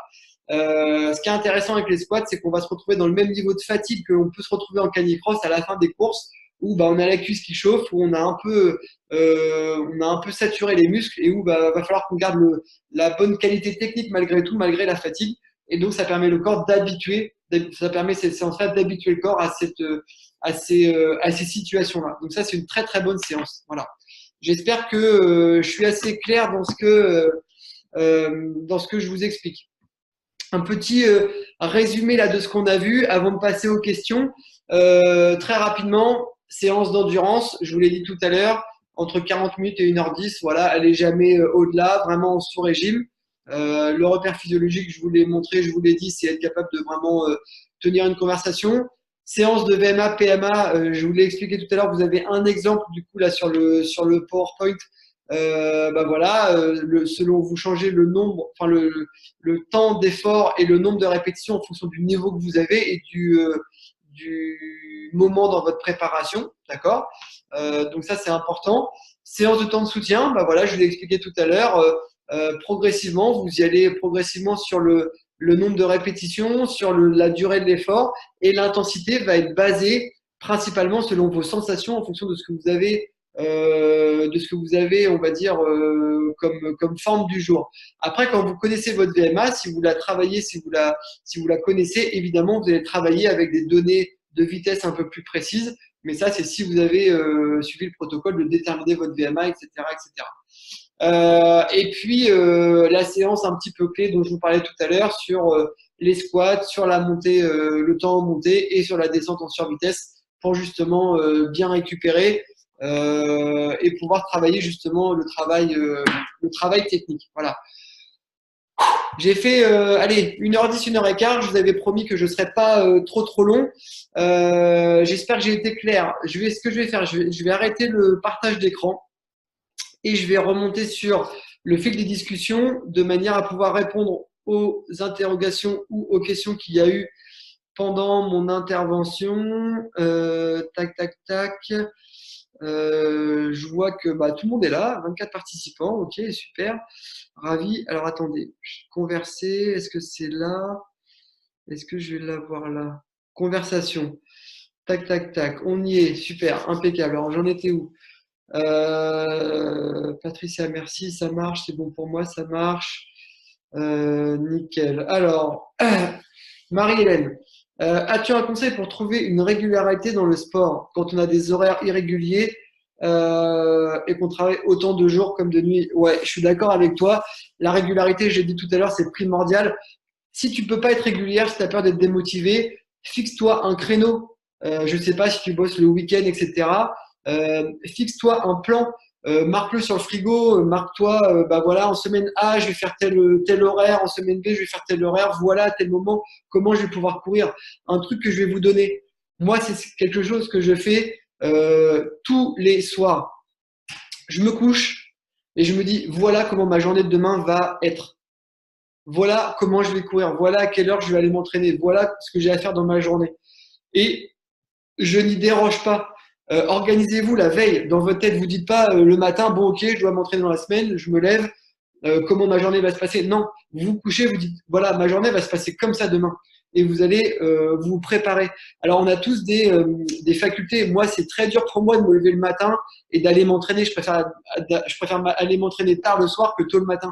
On est tous fait différemment, mais essayez d'être régulier et surtout anticiper. Si Marie-Hélène, tu as des horaires irréguliers, eh bien, vois les créneaux où toi, tu es le plus à même de t'entraîner, quitte à pas forcément t'entraîner très longtemps, mais va le faire. Mieux vaut faire une petite séance d'une demi-heure bien ciblée avec 15 minutes d'échauffe, une petite séance de VMA, de travail de vitesse et 5 minutes de récupération ou 10 minutes de récupération, que de prévoir une grosse séance d'une heure et du coup de rien faire parce qu'on n'a pas le temps et qu'on sait qu'on va courir à droite à gauche et qu'on n'aura pas le temps de bien faire la séance. Voilà. Donc, adapter, moduler en fonction de vos impératifs pro, perso, pour pouvoir faire quelque chose. Voilà. Et ne brûlez pas les étapes. Ne soyez pas impatient. Démarrez par courir une fois la semaine s'il faut. Mais dites-vous que ce que vous allez faire pendant cette fois-là, ça va permettre encore une fois à votre chien de mieux s'exprimer, de mieux s'exprimer dans l'effort. Donc c'est pas vain. Voilà, il faut vraiment se forcer à le faire. Caro, tu me dis, est-ce que plus le chien est puissant, plus on fait de musculation? Alors, bah oui, c'est exactement ça. Moi, je fais beaucoup moins de musculation depuis que je ne cours plus avec Phoenix. Mais pour autant, quand j'ai eu Opal, j'ai plus travaillé la vitesse. Et après, il y a eu Link qui est quand même assez puissant. Donc, bah, j'en ai refait. Mais on va dire que le volume de muscu va dépendre, bien évidemment, du chien que vous avez. Une chose sur laquelle il ne faut pas déroger, c'est votre sangle abdominale. On sait que toute l'énergie va passer par le bassin et que si vous avez un chien puissant et que vous n'avez pas une bonne sangle abdominale, vous allez courir les épaules en arrière et donc vous allez attaquer votre foulée par le talon et donc vous ne serez pas efficace. Donc, évidemment, la sangle abdominale va être importante, que votre chien soit puissant ou pas, parce que c'est ce qui va faire le lien entre le haut de votre corps et le bas de votre corps et qu'il faut que vous ayez des abdos ou en tout cas que vous ayez une sangle abdominale suffisamment solide. Voilà, ok. Tac, tac, tac. Quel exercice de muscu peut-on faire quand on veut faire un minimum pour être en forme avec lui? Circuit training, un petit peu de gainage. Vous mettez sur les coudes en position allongée. Donc, vous vous mettez en position sur les coudes et sur l'avant du pied, allongé au sol, et vous tenez la position pendant 20-30 secondes et vous faites plusieurs répétitions. Ça, c'est pas violent, ça permet de bien travailler. Vous pouvez le faire à la fin d'un entraînement à pied pour pas perdre trop de temps, mais prenez l'habitude de le faire au moins une fois, 2 fois la semaine, même si c'est que 10 minutes. Encore une fois, c'est pas le temps sur lequel vous allez vous investir, c'est la répétition et la régularité. C'est ça qui va être important et vous verrez que naturellement, vous allez augmenter votre temps d'effort, le nombre de répétitions, et ça permet de mieux gérer la puissance du chien. Je vous épargne la position de mon chien sur le canapé, mais je pense que vous rigoleriez bien. Patricia, est-ce qu'on peut transposer tes conseils pour les entraînements en trotte? Bah oui, tout à fait. En trotte, il y aura un impact qui sera évidemment différent. Tout ce que j'ai expliqué tout à l'heure là en canicross, c'est valable pour le VTT, hein, sur les temps d'effort, c'est exactement la même chose. Il y a même une séance que je donne moi au cani-VTTiste que j'entraîne, c'est je pousse un peu le vis à faire les squats dont je parlais tout à l'heure et après à faire le même exercice en montée, c'est-à-dire faire 40 squats à côté du vélo, monter sur le vélo, faire 1 minute en côte, vraiment avec du travail technique au niveau des pédales automatiques pour ceux qui en ont, etc. Et de descendre assez rapidement pour travailler justement le pilotage et la position sur le vélo. Donc en fait, oui, c'est transposable. Et évidemment, en trotte, il faut quand même une certaine technique. Et je pense que Patricia, tu faisais allusion au geste dont je parlais tout à l'heure en ski de jogging. Et ben oui, c'est exactement la même chose. Parfois, en trotte, si on n'a pas la bonne technique, on va plus être contre-productif par rapport au travail du chien. Et donc, il faut bien cibler et bien ajuster son travail. Voilà, ça, c'est important. Est-ce qu'on peut vraiment progresser avec une séance par semaine? On va dire que c'est le minimum. Je vais pas te mentir. Je vais pas te dire que tu vas exploser les chronos avec une séance par semaine. On va dire que 2 séances, à mon sens, c'est le minimum. Même si tu fais 2 séances d'une demi-heure, mieux vaut faire 2 séances d'une demi-heure ciblées qu'une séance d'1 heure. Voilà. Ça, c'est plus intéressant de manière à pouvoir travailler des choses différentes dans ta semaine et tu verras que naturellement, encore une fois, tu vas réussir à augmenter ces temps d'effort-là parce que tu vas prendre de la confiance, du plaisir et que ce sera progressif et que tu ne vas pas souffrir sur chaque séance. Caro, comment se projeter mentalement sans être stressé? Eh bien, justement, dans ta projection mentale, il faut que tu te vois décontracté et relaxé. Ça, c'est vraiment important. Il faut que tu sois dans l'état d'esprit dans lequel tu veux être pour aborder tes courses ou tes entraînements de manière à ce que ce soit répercuté sur ton chien. Mais je ferai vraiment un webinaire sur la préparation mentale et sur la projection mentale et sur la façon dont on peut préparer ses chiens aussi avant un événement. Jérôme, tu me dis comment éviter les blessures. Il vaut mieux faire soit une séance de VMA, soit une séance de temps de soutien dans la semaine, où il faut faire les deux. Alors, pour éviter les blessures, il faut être progressif. VMA ou temps de soutien, peu importe, on s'en fout, il faut être progressif. Va pas démarrer par une trop haute intensité ou par une séance trop longue ou trop dure si ton corps n'y est pas préparé. Si tu respectes bien tout ce que j'ai dit sur ta phase d'endurance fondamentale, puis tes séances de VMA progressivement en augmentant le nombre de répétitions et ou l'intensité, tu n'iras pas te blesser. Et puis, autre chose que je peux vous dire, c'est d'être à l'écoute de votre corps. Alors, si vous avez une petite douleur quelque part, etc., ne poussez pas la machine. Mieux vaut faire une séance plus cool ou alors si vous êtes coureur, allez faire une séance de VTT tranquille, ou alors allez vous promener vos chiens et recourir le lendemain plutôt que de se dire j'avais prévu ça, il faut absolument que ça passe et aller vers une blessure qui pourra être chronique. Donc écoutez-vous quand même un minimum. Dès qu'il y a une petite douleur, une petite gêne, vous pouvez classer, aller voir, voilà, soyez prudent par rapport à tout ça, mais soyez progressif. Si vous êtes progressif, cohérent régulier, il n'y a aucune raison que vous vous blessiez. Voilà, on est tous plus ou moins fragiles, mais soyez cohérents. Quid du travail, Franck, tu me dis, quid du travail de côte. Alors, c'est à 9h41, je ne sais pas si j'avais déjà donné un petit peu les séances. Tout ce que j'ai décliné peut se décliner aussi en côte. Évidemment, si vous préparez une course, un canicross qui a un fort dénivelé, évidemment, il va falloir vous y préparer. Et donc, le travail de VMA dont j'ai parlé, le travail de temps de soutien dont j'ai parlé, peut très très bien se réaliser en côte. On appelle ça le travail de VMA ascensionnel. Les gars qui font du trail, etc., en font régulièrement. Et pour vous donner l'importance du travail de VMA, c'est que même ceux qui font de l'ultra, des 100, des 120 km, etc., travaillent leur VMA de manière à augmenter leur vitesse de base et à habituer le corps justement à gérer la fatigue musculaire. Donc, c'est quelque chose que vous pouvez travailler et toutes ces séances-là, vous les déclinez, vous les adaptez en fonction des parcours sur lesquels vous allez vous adapter. Par contre, c'est vrai que 100 mètres sur 1 km, eh bien, ça fait un fort pourcentage. Donc, il faut évidemment travailler dans les pourcentages que tu vas retrouver sur ta course. Ça, c'est très important. Moi, je me suis fait piéger au championnat d'Europe en République tchèque en 2016 de mémoire, où il y avait des côtes à 20% et je m'étais pas préparé à ça et j'ai pris une cartouche monumentale le dimanche. Et évidemment, moi, j'ai pris la cartouche, mais Phoenix l'a prise aussi. Et on a souffert ensemble. Donc, c'est bien pour ça que vous préparer va conditionner aussi le comportement de votre chien dans l'effort. Voilà. Encore une fois, bien préparer son chien, c'est bien. Si vous vous préparez pas bien, vous, ça sera vain. Quand on est blessé pour la cape, comment compenser pour ne pas trop perdre? Le vélo, c'est un super outil pour ne pas trop perdre. Moi, j'ai déjà une fracture de fatigue au niveau du calcanéum. J'ai fait 3 mois de préparation que en vélo. J'ai repris l'entraînement. Un mois après, que je ne fasse pas de conneries, ouais, 6 semaines après, j'ai eu un titre de champion d'Europe en n'ayant que 6 semaines de course à pied dans les jambes. Le vélo, c'est un super outil pour maintenir un certain niveau de forme. Il y a un fort transfert entre les deux. Par contre, encore une fois, tout dépend de ta blessure, etc. Il faut être prudent par rapport à ça. Demande l'avis d'un médecin. Mais si c'est, je pense, à une blessure, genre une entorse ou une connerie comme ça, le vélo peut permettre de ne pas trop perdre. Voilà. Et puis après, il y a aussi un truc que j'ai fait. Et ça, j'y croyais pas trop, mais ça a bien servi. C'est ce qu'on appelle l'aquajogging. Vous avez une ceinture dans l'eau qui vous fait flotter. Vous reproduisez les mouvements de la course à pied sans avoir l'effet de votre poids. Et donc, évidemment, si c'est des douleurs liées, des tendinites, etc., eh bien, vous pouvez tout à fait garder votre niveau de forme avec de l'aquajogging. Et moi, j'ai une amie qui est devenue championne de France du 10 km. Championne de France du 10 km, écoutez-moi bien.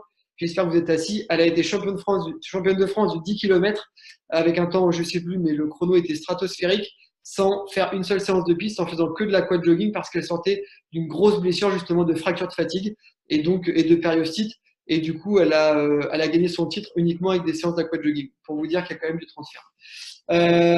Comment coordonner nos entraînements avec celui de notre chien sur la semaine? Ça, je l'ai un petit peu dit tout à l'heure. Parfois, vous pouvez mixer vos séances de VMA, par exemple. Vous pouvez les faire avec votre chien en libre. Les faites pas avec votre chien en traction parce que les efforts, les temps d'effort sont courts. Donc, ça veut dire que c'est lassant pour le chien. Démarrer, arrêter, faire un décompte pour 30 secondes, vous allez casser la motivation du chien. Par contre, la séance de PMA, la séance de temps de soutien, vous pouvez la faire en mode traction comme j'expliquais tout à l'heure.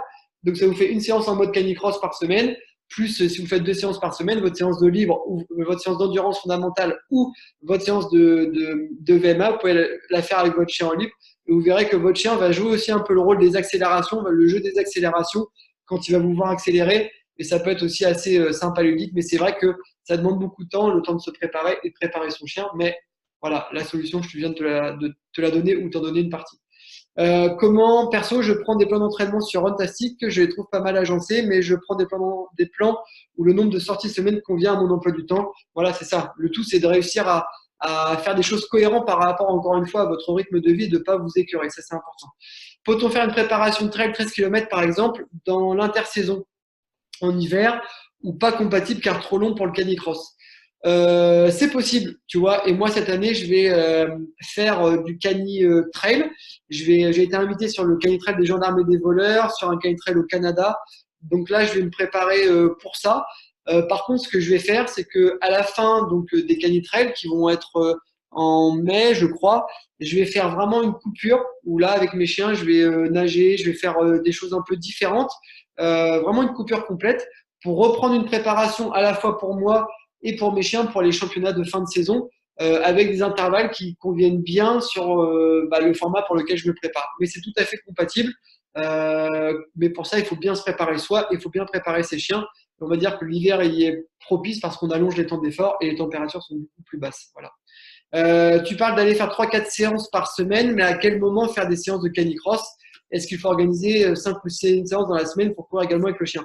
C'est mieux de faire, on va dire, une séance en moins de course à pied et d'intégrer une séance de canicross en plus, plutôt que de faire, on va dire, 4 séances en course à pied et d'en rajouter une en canicross, et donc de tomber sur une surfatigue et qu'au final ce soit contre-productif. Oubliez pas ce que je vous ai dit, vous êtes des canicrosseurs. Si vous êtes là derrière votre ordinateur, c'est que vous faites du canicross ou du cani-VTT. Alors, ne perdez pas ça comme objectif. Je prends un exemple ça ne va pas me revenir, David Douillet, qui expliquait comment il préparait les championnats du monde de judo. Et en judo, une des prérogatives pour être super musclé, etc., et travailler, c'est de faire beaucoup de musculation. Et il avait certains de ses partenaires qui développaient plus que lui en développé couché, etc., et qui étaient super contents, etc. Et David leur a expliqué, leur disait, vous savez, c'est très bien de développer, d'être fort en musculation, mais nous, on fait du judo. Donc, on ne doit pas être champion du monde de développé couché, on doit être champion du monde de judo. Et ben, vous, soyez pas champion du monde de course à pied, soyez champion du monde, entre guillemets, de canicross, soyez performant en canicross. Donc, vous êtes mieux de réduire votre nombre de séances seul et d'intégrer davantage votre chien si vous n'avez pas le temps. Après, si vous pouvez faire 6 semaines, que vous avez le niveau, etc., alors faites-le, mais soyez sûr d'assimiler chaque séance et de ne pas en faire de trop. Voilà, ça c'est important.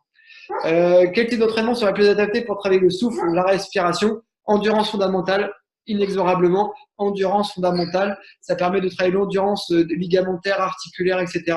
et d'augmenter votre aisance cardiaque aussi. Voilà. Et après, tout doucement, de bien structurer en passant par du travail de VMA et de temps de soutien. Donc ça, c'est important. Évidemment, si vous respectez tout ce que je vous ai dit, votre souffle et votre respiration va s'améliorer. Peux-tu répéter la séance de muscu après la séance de course? Coupure réseau par chez moi, il était 9h56. Peux-tu répéter la séance de muscu après la séance de course? Alors, elle est sur le webinaire, je pourrais l'envoyer pour ceux qui le veulent, Emmanuel. Je pourrais envoyer à la fois l'enregistrement de ce qu'on a fait et donc elle est inscrite sur le dernier slide de mon PowerPoint que je vous ai présenté. Comme ça, vous l'aurez de manière écrite. Je me suis inscrite à l'athlétisme cette année justement pour progresser afin d'aider un max. Mon chien, ça fait super bien, sauf que eux demandent une cadence de pas plus élevée qu'en canicross. Bah oui, afin d'éviter les blessures. Que faut-il avantager? Est-ce qu'il faut combiner les deux? Exemple, endurance, fréquence élevée, voilà. En gros, on retombe sur la même chose. T'es pas Mégane, t'es pas une coureuse à pied, t'es une canicrosseuse. Donc les qualités techniques vont être différentes. Même moi en course à pied, très honnêtement, j'ai une amplitude de foulée beaucoup plus importante. Mais même quand t'as pas de chien, il faut que tu t'habitues à avoir cette amplitude de foulée là. Parce que si tu fais des foulées étriquées quand tu n'as pas ton chien, ce sera très dur d'avoir une foulée ample quand tu l'auras. Et puis surtout, il faut habituer tes muscles. Parce que quand tu fais une foulée assez ample, il faut que tu aies la résistance musculaire pour renvoyer l'énergie. Si tu fais des petites foulées, tu n'auras pas cette habitude-là musculaire et donc tu vas vite saturer quand tu vas essayer de le faire en canicross. Donc, oublie pas que tu fais pas de l'athlé. Si tu fais de l'athlé que pour aider ton chien, dis aux gars sur la piste qu'ils m'envoient un message et que je leur explique. Il n'y a pas de problème. Non, mais dis-leur que toi, tu veux t'habituer à être bonne en canicross et pas forcément en course à pied, donc trouve le juste milieu. Voilà. Mais pense à cette amplitude de foulée, c'est un des secrets, je vous le livre tel quel, mais c'est un des secrets.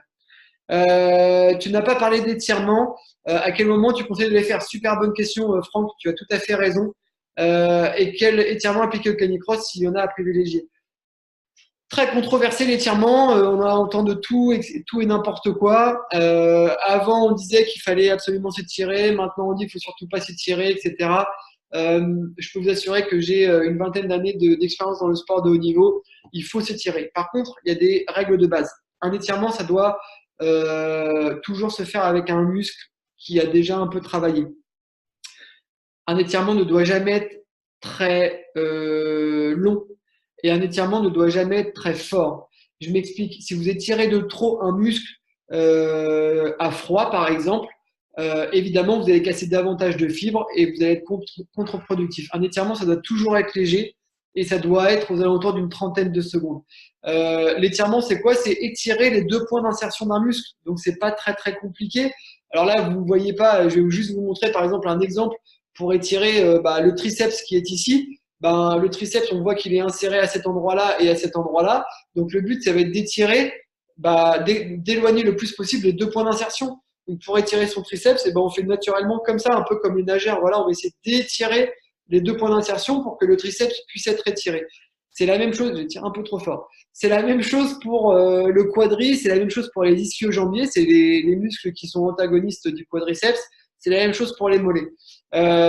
Donc en fait, un étirement, ça se fait pas directement après un effort. N'étirez pas vos muscles quand ils sont gorgés de sang.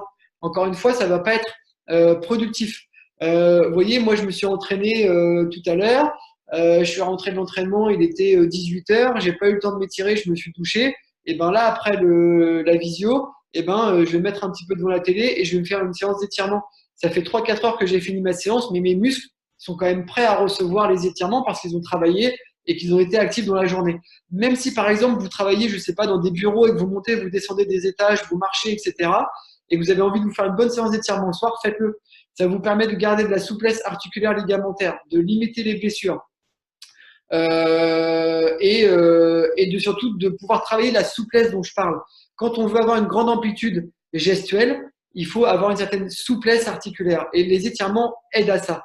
En fait, je parlais avec un gars qui a été champion du monde il y a une dizaine d'années de canicross et qui me dit aujourd'hui le canicross avec les chiens, etc., la traction des chiens, il faut davantage être un danseur qu'un coureur. J'ai rigolé à l'image qu'il a donnée. Encore une fois, on parle de danse, mais c'est vrai parce que il faut de la souplesse, il faut du relâchement, il faut pouvoir avoir des grandes amplitudes gestuelles. Et si on est raide comme un piqué, c'est un peu plus dur de le faire. Donc s'étirer, c'est très important et ça permet de prévenir des blessures. Donc pour répondre à ta question, Franck, je te conseille de t'étirer au plus tôt, une demi-heure à 1 heure après ton effort, après ta douche par exemple, parce que après l'effort, directement après l'effort, les muscles sont gorgés de sang et donc c'est pas forcément très productif. Ça sera moins productif.